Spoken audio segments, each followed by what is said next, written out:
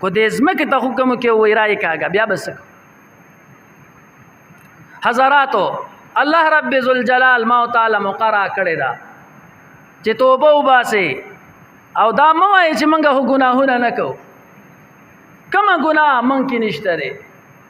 کومه ګناه نشته دی ما تا ته مخکې دا واقعه د قوم لوط بیان کړه چې الله رب ذوالجلال بیان فرمایي انا منزلون على اهل هذه القريه رزا من السماء بما كانوا يفسقون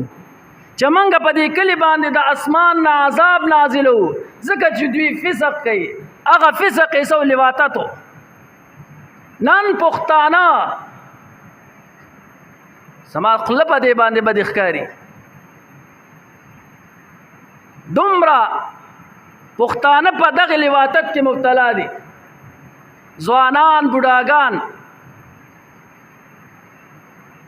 حضراتو هر یو دا وای دا د منبر د کولو خبرې نه دي دا پاک پیغمبر چې دا آیاتونه بیانوله نو دی په منبر نو بیان کړي د قوم لوط دا واقعا پاک پیغمبر په منبر نه د بیان کړي په دې قران کې نه دراغلي خو ولې دا خبره بدلږي کم سړی چې په کم ګناه کې مبتلا او داغي نوم واخلې دی راغون شي دی وای منګه صرف منګه سې کړو منګ پسې لګیا دی حضرات نن ستا په دې علاقه کې ته وګوره په دې مرض کې څومره خلک مبتلا دي الکان خوخه په شرمونو شرمېدل الکان وې دا لک مې خوخته او دا مې الک مې خوخته شرمېږم نه د قلینه د الفاظ روزي څنګه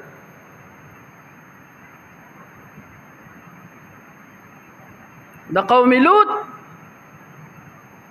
په دغه عمل کې ډېر خلک مبتلا دي ډېر حضراتو عرض مې دا کولو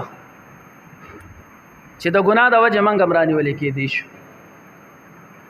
او په منګ باندې د عذاب راتلی شي نن زړونه سخت شوي دي زړونه